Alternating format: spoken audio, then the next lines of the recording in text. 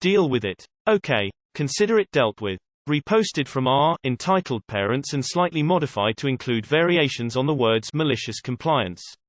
A friend of mine, Richard, told me about something that happened to him yesterday, and knowing I'm on Reddit, gave me permission to share it. Richard works at an outlet village. It's a shopping center of sorts, lots of shops, with excellent parking as a parking enforcement officer. He is a decent guy. Generally, if someone parks in the wrong place, he will give them a chance to move rather than ticketing them.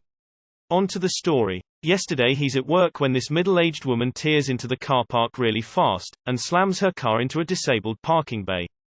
He approaches the car from the back. She, as the woman and her son are getting out, says to the woman that she can't park there as it is a disabled space.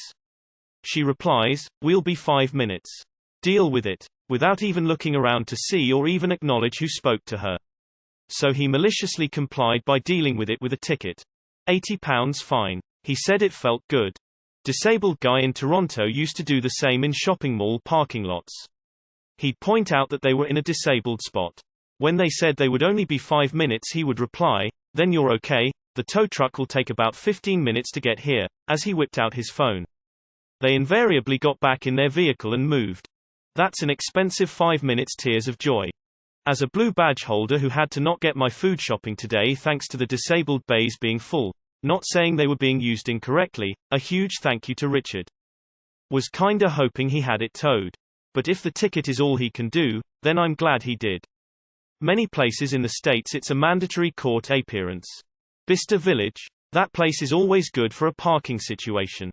That's really cheap. I'm the Netherlands, that fine would be around $400, and rightly so. It's a good fuck you Karen story too. Haha, I love this story not just for the fact that it's a good story, but because of just how simple the definition of malicious compliance can get. As satisfying this is not malicious, but rather normal compliance. Good story, but none of it was malicious. He literally did his job with no added embellishment.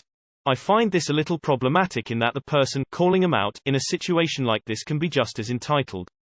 Sometimes people attack others for parking in disabled spots because they don't look disabled, which in itself is entitled policing.